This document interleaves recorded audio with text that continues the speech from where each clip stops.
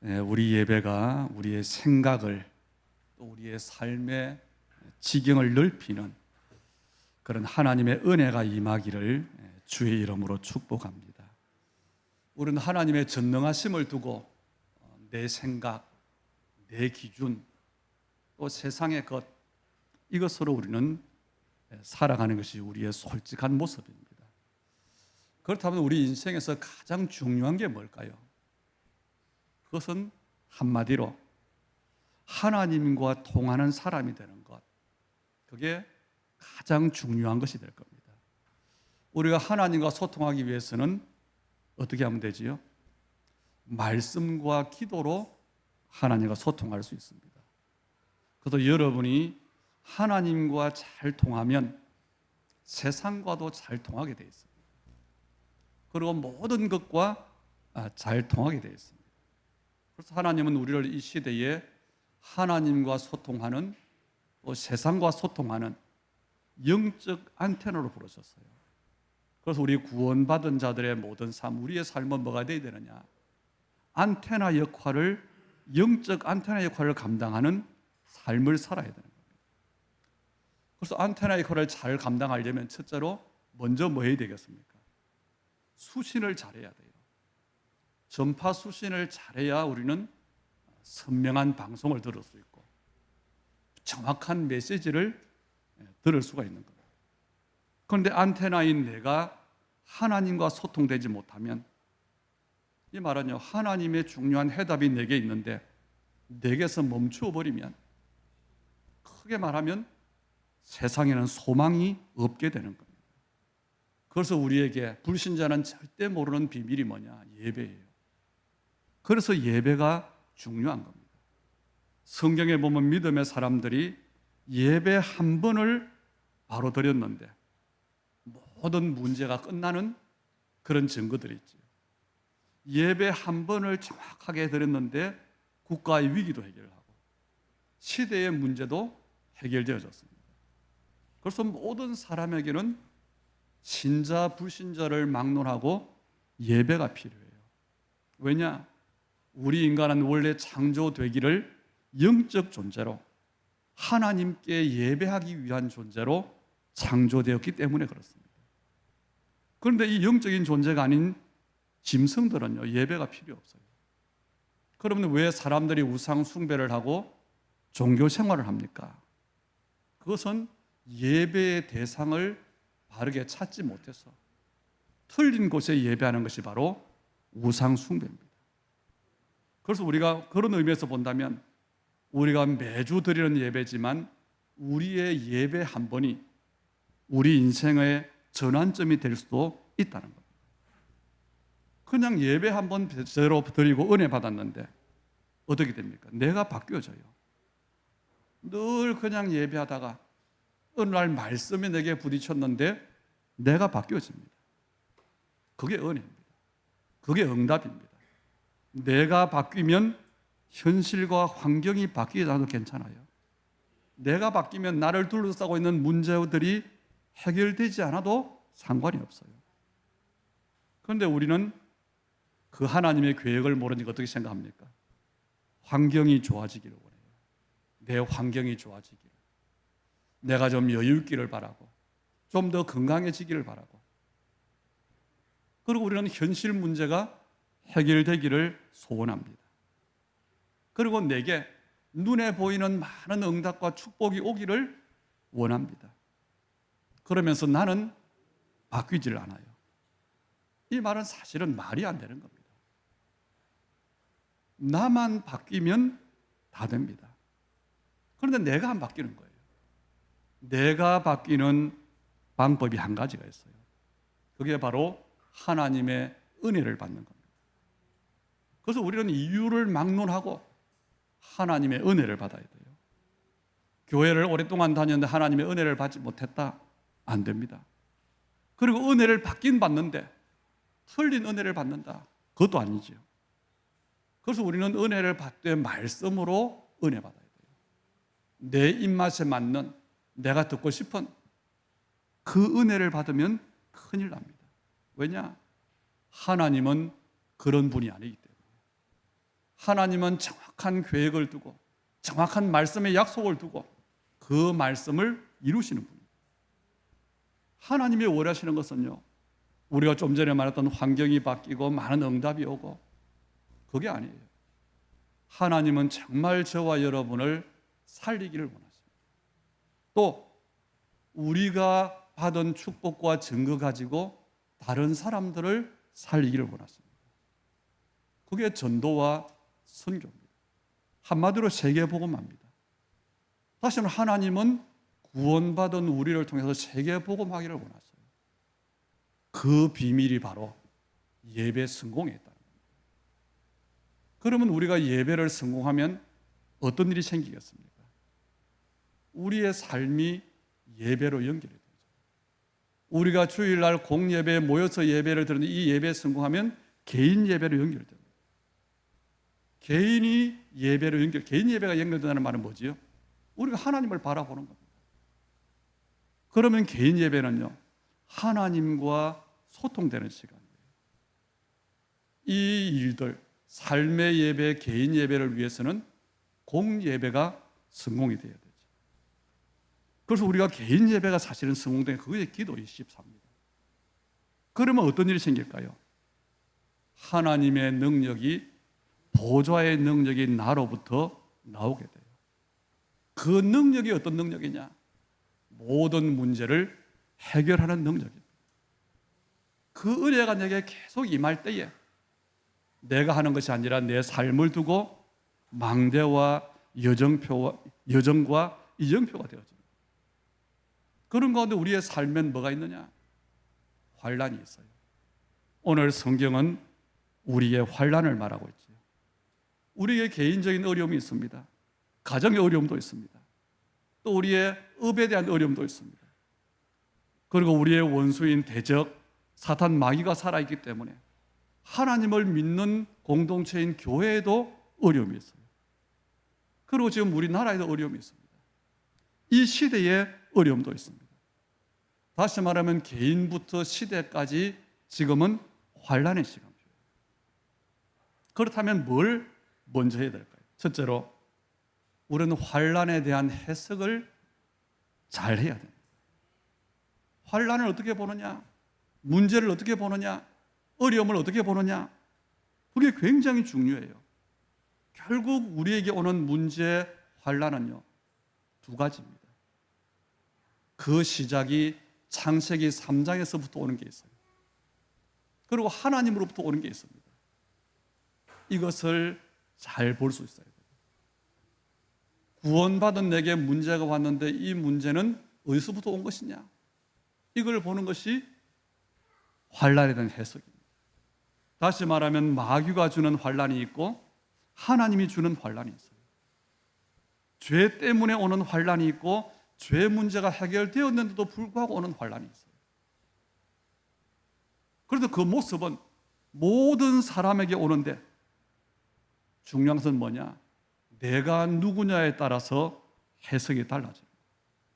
여러분이 정말 구원받은 사람이 맞다면 여러분에게 오는 환난은 불신자가 만난 환난과 전혀 다르다는 겁니다. 내가 받는 어려움과 불신자의 어려움이 똑같은데 그 출처가 달라요. 그래서 우리 해석을 다르게 해야 되는 거예요. 왜 그렇습니까? 우리는 죄 문제가 이미 해결되어졌어요. 마귀의 문제, 운명이 끝났습니다. 지옥 배경 완전히 끝났어요. 다시 우리는 구원받았습니다. 하나님의 자녀가 됐습니다. 그리고 내 인생은 하나님의 계획 속에 있어요. 그렇다면 불신자가 당한 어려움과 내가 당한 어려움은 분명히 해석이 달라야 돼요. 불신자의 어려움은 창세기 3장에서 오는 겁니다. 그 결과가 멸망이에요. 그 불신자의 어려움은 뭐지요? 죽음입니다. 그래 죽겠다고 하는 거예요. 그 상태가 뭡니까? 생지옥입니다. 그리고 해결할 방법이 전혀 없어요. 해결을 해도 또 환난이 다시 옵니다. 로마서 5장 3절 4절은 구원받은 사람의 환난에 대한 해석을 말하고 있어요. 뭐라고 말합니까? 우리가 환난 중에도 즐거워하나니 이는 환난은 인내를, 인내는 연단을, 연단은 소망을 이루는 줄 알미로다 그랬어요. 환난의 결론을 아는 것, 그게 구원받은 사람의 환난에 대한 해석입니다. 학생들이 시험을 치는데, 여러분 학교 다녔잖아요. 저와 여러분이 다. 시험을 치는데 왜 틀릴까요? 실력이 없어 틀립니까? 하나예요. 문제를 해석을 하지 못해서 그래요. 문제를 이해를 못해서 그래요. 세상에 대한 우리가 만나는 환난과 사람들이 만나는 어려움도 똑같습니다. 세상은 절대로 환난에 대한 해석을 할 수가 없어요. 왜 그렇습니까? 원인을 모르기 때문에. 환난은 우리에게 성경은 뭐라고요? 인내를 가져다 준다 그랬어요. 우리는 인내함으로 우리가 어쩔 수 없는 상황에서 견뎌야 될 때도 있습니다. 인내의 시간. 그런 과정을 통해서 뭐가 되지요? 내가 연단이 되어져요. 내가 훈련이 되어져요. 운동하는 사람들이나 음악하는 사람들을 보면요, 저는 참 대단하다 생각이 돼요. 같은 운동을 계속 반복합니다. 생각보다 몸이 기억하더라. 피아노 치는 사람을 유튜브에서 한번 봤더니요, 이것을 얼마나 손가락으로 연습할지 몰라요. 그게 뭡니까? 그게 훈련이에요. 그런데 어디 대회에 나가는 선수나 어떤 대회에 나가는 음악하는 사람이 연습을 하지 않고 머리로 이해를 다 하고 나는 잘할 수 있다. 그 결과가 어떻겠습니까?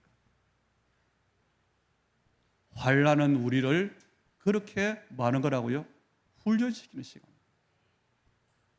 그런데 이 육체의 훈련은요, 굉장히 힘들지만 이 환난은 우리의 어떤 훈련이냐? 영적 훈련을 시켜요. 영적 훈련을 잘 받아야 뭐가 되느냐? 하나님께서 은혜로 주신 것들을 누릴 수가 있는 거예요. 운동선수가 훈련을 하지 않고 시합에 나갔다. 그리고 금메달을 못 땄다. 그건 말할 게 없어요. 그런데 이 육체 훈련은요, 굉장히 어렵고 힘듭니다. 그런데 영적 훈련은 어렵질 않아요. 누리는 겁니다. 야고보서 1장 3절에도 환난에 대해서 이렇게 말합니다. 이는 너희 믿음의 시련이 인내를 만들어내는 줄 너희가 알미니라. 시편 기자 다윗은 뭐라고 했냐? 시편 119편 71절에 보면요, 고난 당한 것이 내게 유익이라. 이로 말미암아 내가 주의 율례를 배우게 되었나이다. 바울은 고린도서 4장 17절에서 이런 말을 했어요. 우리가 잠시 받는 환난에 경한 것이 지극히 크고 영원한 영광에 중한 것을 우리에게 이루려 함이니. 우리 구원받은 사람이 받는 환난은 뭐라고요? 잠깐이다. 경한 것, 그리고 가벼운 것이다. 그런데 그 환난을 통과할 때 뭐가 있느냐? 지극히 크고 영원하고 영광에 중한 것, 중요한 응답을 이루게 된다. 이렇게 말했어요. 여러분이 만난 여러 가지 어려움, 문제, 환난에 대한 해석을 정확히 할 수 있는 그런 눈이 열리기를 축복합니다. 오늘 바울이 그 말을 하면서요, 자기 고백을 해요. 바울은 이런 환난을 많이 겪었습니다. 그래서 오늘 본문 8절과 9절에 말하고 있지요. 아시아에서 환난을 당했다. 그런데 그 환난이 얼마나 힘드냐? 힘에 겹도록 심했다. 그 정도가 어느 정도냐? 산 소망이 끊어질 정도였다. 그래서 사형 선고를 받은 줄 알았다. 다시 말하면 절대로 살 길이 없을 만큼, 없다고 여길 만큼 그런 환난을 당했다는 겁니다. 그럼 우리가 좀 생각해 봐야 돼요. 여러분, 바울이 어떤 사람입니까? 우리로 말하면 예수를 잘 믿는 사람이에요. 그리고 사도입니다. 그리고 오직 그 인생이 어디에 방향 맞췄지요?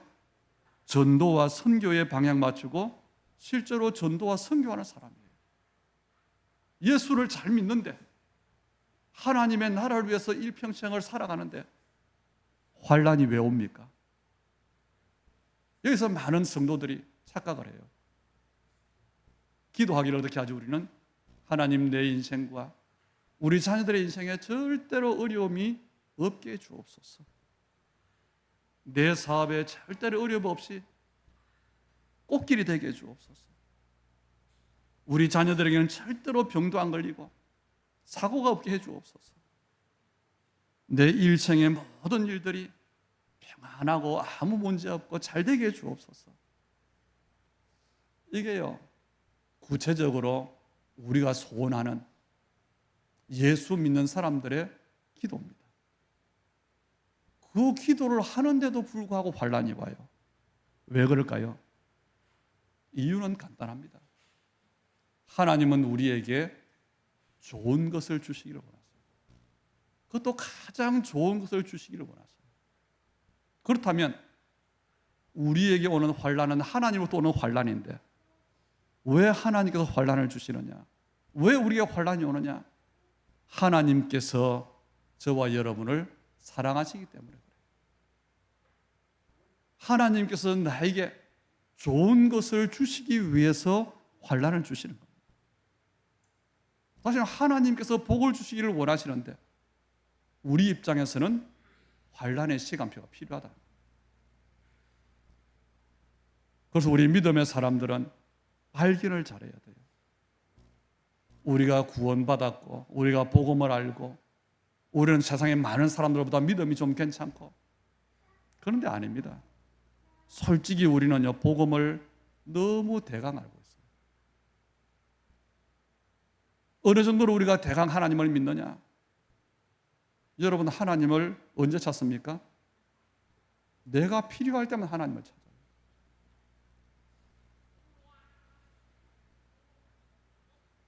내 소원이 있을 때만 예수 이름을 부릅니다. 기도한다는 거예요. 아니잖아요. 정말 우리가 구원받은 것은 복음은 모든 문제에 대한 해답이 맞지만 날마다 우리는 복음의 필요성을 발견해야 돼요. 그래서 우리는 머리끝부터 발끝까지 주님을 바라봐야 돼요. 내 삶의 24시간이 하나님을 향해 있어야 돼요. 내가 어디에 있든지 나의 전 인격이 하나님의 것으로 충만해야 돼요. 내 안에 여러 마음을 품는 게 아니고 오직 그리스도, 오직 하나님의 나라, 예수의 마음을 품어야 돼요. 그것을 가지고 그 상태에서 뭐 하느냐? 공부하는 겁니다. 그 안에서 사업하는 겁니다. 그 안에서 살아가는 겁니다. 그게 우리의 진짜 믿음이에요. 그래야 하나님 나라의 일이 일어나요. 그런데 사실 실상은 어떻지요? 우리의 생각이 너무 복잡해요. 분산되어 있습니다. 그래서 하나님께 집중하지를 못해요. 그래서 여러분이 왜 강단에서 우리 주님의 교회 강단은 매일 복음 24 말하고 매주 기도 24 말하냐? 이유를 알아야 됩니다. 우리가 일단 뭔가를 하기 전에 인정해야 될 게 있어요. 뭐지요? 노바디를 인정해야 돼요. 노바디라는 단어 아시지요? 아무도 나를 도와줄 수 없다. 여러분이 도움을 요청하면요, 여러분을 도와줄 가족도 있고 뭐 친구도 있고 있을 겁니다. 그런데 여러분이 진짜 괴로운데 죽을 것 같은데 그 마음을 이해해 줄 사람은 아무도 없어요. 근본적으로는 여러분을 도와줄 사람이 이 땅에 아무도 없습니다. 물론 우리가 다른 사람과 함께 아파해주고 위로해주고 함께해주고 육신적인 도움을 주고 인간적인 위로가 굉장히 고마운 일이 맞습니다. 그런데 그 위로는요, 근본적인 도움은 되지를 못해요. 아마 오늘도 저와 여러분에게 개인적인 사정이 있을 겁니다. 개인적으로 아픔이 있을 겁니다. 사람에게 절대로 말할 수 없는 게 있을 거예요. 하나님 외에 우리가 말할 수 있는 곳이 없어요. 또 말하지 않습니다. 왜요? 말해도 소용없다는 것을 알기 때문에. 그냥 하소연은 친구들 만나면 할 수 있어요. 그런데 진짜 나를 도와줄 사람은 없다. 그 발견을 해야 돼요. 그래서 다윗은 시편 146편에서 뭐라고 했냐? 귀인들을 의지하지 말며 도울 힘이 없는 인생도 의지하지 말라. 그의 호흡이 끊어지면 흙으로 돌아가서 그날에 그의 생각이 소멸하리로다. 하나님을 깊이 체험한, 그리고 정말 인생의 많은 환난을 통과한 다윗이 뭐라고 하느냐? 인생을 의지하지 마라. 시편 46편 1절에도 이렇게 했어요. 하나님만 우리의 피난처의 힘이시니 환난 중에 만날 큰 도움이라. 하나님만 여러분의 도움이 됩니다. 시편 146편 5절에도 야곱의 하나님을 도움으로 삼으며 여호와를 자기 여호와 자기 하나님에게 소망을 두는 자가 복이 있다. 이사야서 41장 10절에는요. 두려워하지 말라. 내가 너와 함께함이라. 놀라지 말라. 나는 내 하나님이 됨이라. 내가 너를 굳세게 하리라. 참으로 너를 도와주리라. 참으로 나의 어려운 오른손으로 너를 붙들리라. 그랬어요. 진짜 나의 도움이 누구냐?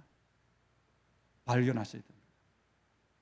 그리고 진짜 우리는 도움을 얻어야 돼요. 오늘 본문 4절, 5절, 6절에도 바울이 뭔 고백하지요? 환난 때에 하나님께서 위로하실 것이라고 말하고 있어요. 바울의 환난이 우리의 환난과 다릅니다. 사형 선고를 받은 것 같다. 죽음과도 같은 환난의 어려움, 거기서 하나님께서 건지실 것이라고 고백하는 겁니다. 우리가 오늘 말씀을 지금까지 들으면요, 뭐가 보이지요? 내게 환난의 이유가 보여질 겁니다. 내게 어려움, 우리가 살아가서 만나는 위기, 언제든지 올 수 있어요. 또 모든 사람에게 고난과 문제와 갈등이 있습니다. 사실 이 환난은 다르게 말하면 우리의 실제적인 삶을 말하는 거예요. 이때 그 환난을 어떻게 대하느냐, 그게 중요하다 그랬죠. 그런데 그 환난을 해석하고 대하는 것보다 그 이전에 해야 될 게 있어요. 그게 바로 우리의 영적 상태입니다. 내가 어떤 사람인가에 대한 확신이 있어야 돼요. 내가 정말 구원받은 사람이다. 내가 전도자다. 여러분의 정체성에 대한 완전한 확신이 있어야 됩니다. 그리고 또 하나, 내가 믿는 하나님이 어떤 분인지 알아야 돼요. 내가 구원받았는데 예수를 믿음으로 구원받았어요. 예수님께서 십자가에 사신 그 일이 어떤 일이며 그 일이 나와 어떤 상관이 있는지 그거 확인해야 됩니다. 성경은 우리에게 약속하고 있잖아요. 이것들이 나와 어떤 상관이 있느냐? 여러분, 그걸 잠깐만 묵상하면요, 모든 답이 나옵니다. 무엇 때문에 환난이 오는지. 저는 어려움들을 통과하면서 제 믿음이 좋아졌어요. 물론 믿음이 옛날에도 있었습니다. 그래서 저는 나름대로 나는 그래도 바른 믿음을 가지고 있다, 그 생각을 가지고 있었어요.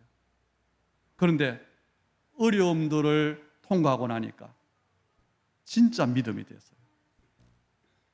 그리고 지나고 나니까 어려움들인데 하나도 손해본 게 없어요. 모든 문제들이 뭐가 되느냐? 답이 되어졌어요. 그래서 뭘 깨닫느냐? 하나님께서 응답하시는 것이 아니고 모든 응답이 이미 와 있다는 게 깨달아졌어요. 우리가 기도하는 건 뭐죠? 내게 지금 뭔가 없기 때문에 달라고 하는 거잖아요. 아닙니다. 우리의 문제는 뭔가가 없어서 뭔가가 부족해서의 문제가 아니에요. 응답이 없다고 생각하는 그 생각의 문제입니다. 모든 응답을 주셨는데 로마서 8장 32절에 보니까 하나님은 그리스도를 보내셔서 모든 문제를 끝냈고 그리스도와 함께 모든 것을 은사로 주셨어요. 지금 저와 여러분은 그리스도 안에 있습니다. 우리는 내 현실과 내 환경 속에 있는 게 맞지만 정확히 말하면 어디 있느냐? 하나님의 시간표 속에 있어요. 그걸 봐야 됩니다. 하나님의 시간표 속에 있으면 넘어져도 괜찮아요. 실패해도 괜찮아요.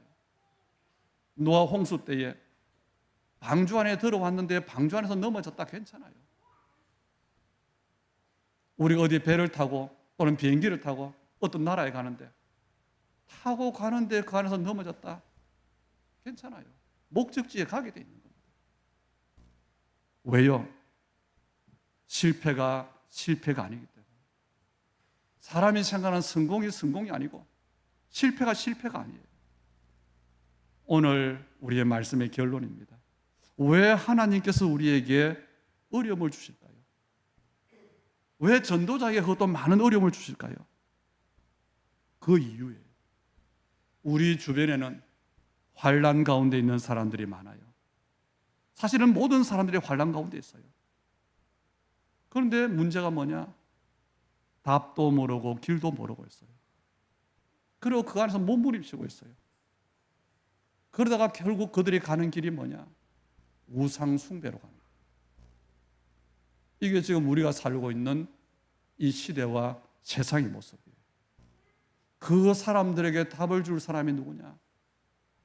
거기에 하나님께서 우리를 부르신 겁니다.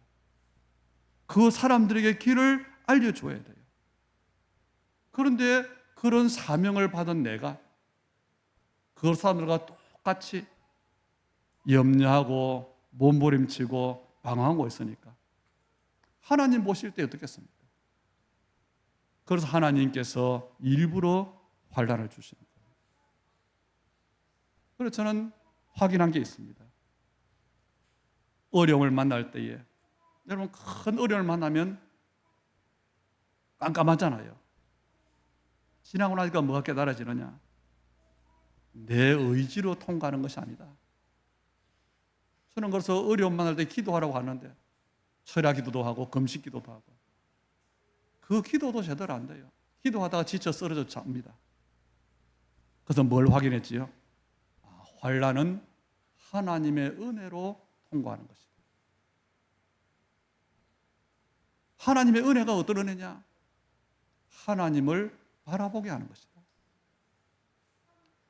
우리의 환난을 통과한 사람만이 환난 속에 있는 사람들을 위로할 수 있습니다. 왜? 증거가 있기 때문에. 그 사람들에게 이렇게 해라 저렇게 해가 아니에요. 저는 여러분에게 제가 경험을 가지고 증거를 말하면 이렇게 말할 수 있습니다. 내가 한 것은 아무것도 없다.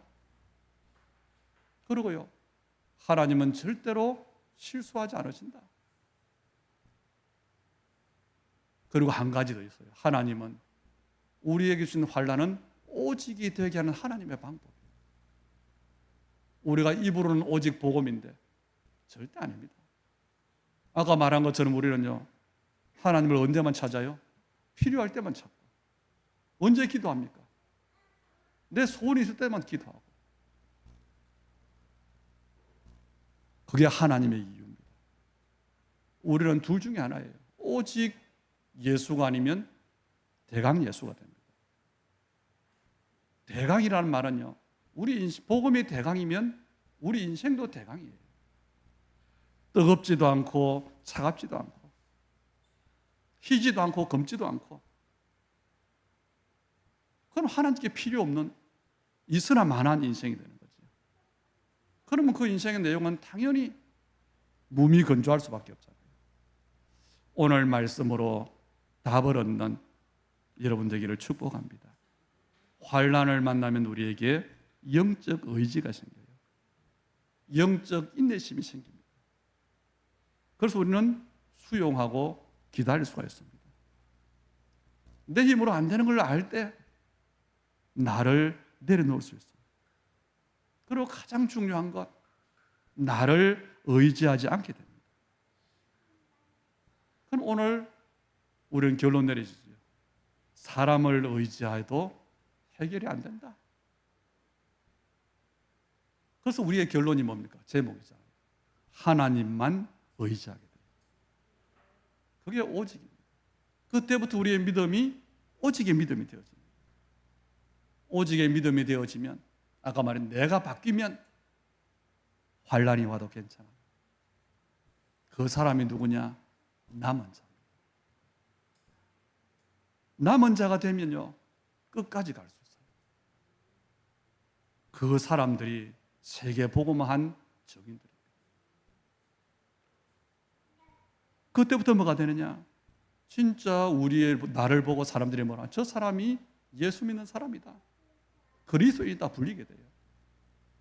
안디옥 교회의 환난을 통과했던 성도들을 두고 세상이 뭐라고 했죠? 비로소 그리스도인이라 일컬음을 받게 되었더라. 그 이전에 우리는 사실은 뭐냐? 겉모양만 그리스도인, 사람 앞에서만 그리스도인이었어요. 남은 자가 있어야 그 다음이 돼요. 순례자가 있습니다. 남은 자가 있어야 정복자의 시간표가 와요. 그럼 남은 자가 왜 중요하냐? 왜 환난을 통과해야 되느냐? 남은 자는 기도하는데 남은 자의 기도를 해요. 남은 자의 기도는 보좌를 움직이는 기도입니다. 그 응답이라 해야 돼요. 그 보좌의 응답이 어떤 응답입니까? 그게 해볼 리요, 들어올 리요, 이터널입니다. 내 능력이 아니라는 겁니다. 그 능력이라야 세계복음화가 되는 겁니다. 오늘 여러분이 말씀 제목만 잘 붙잡은 거예요. 하나님만 의지하게 합니다. 왜 그래야 될까요? 여러분에게 오늘 말씀이 응답이 되기를 주의 이름으로 축원합니다. 좋으신 아버지 하나님, 영광과 찬송을 돌려드립니다. 우리에게 또 이 시대에 모든 사람들에게 여러 가지 환난과 어려움들이 있습니다. 문제와 갈등이, 위기가 항상 있습니다. 우리에게 해석을 잘할 수 있도록 은혜를 베풀어 주옵시되, 특별히 그 환난이 어디서 왔는가를 알게 하여 주시옵소서. 그래서 하나님 우리에게 은혜를 주시되 구원받은 사람에게는 모든 환난이 축복인 것을 알게 해주시고, 또한 환난 만난 사람들을 위로할 수 있도록 저희들을 축복하시되 정인되게 하여 주시옵소서. 이 일 때문에 하나님 우리가 정말 복음 24, 기도 24의 이유를 깨닫게 하시고 한 주간도 오직과 집중 속으로 들어갈 수 있도록 인도해 주시옵소서. 우리 예물 드림이 이 언약 속에 드리는 예물이 되게 하시고, 그래서 그 예물 쓰이는 곳에 세계복음화가 일어나지며 우리의 믿음이 정말 넓어져서, 우리의 기도의 지경이 넓어져서 우리의 기도가 보좌를 움직임으로 넉넉히 세계복음화하는 그 일 앞에 정인되는 우리 믿음의 사람들의 삶이 되고 업이 되고 하나님 가정이 되고 후대가 되도록 축복해 주시옵소서. 예물 드린 손마다 하나님의 빛의 경제로 축복해 주시옵소서. 예수님 이름으로 기도하옵나이다. 아멘. 이 자리에서 일어나셔서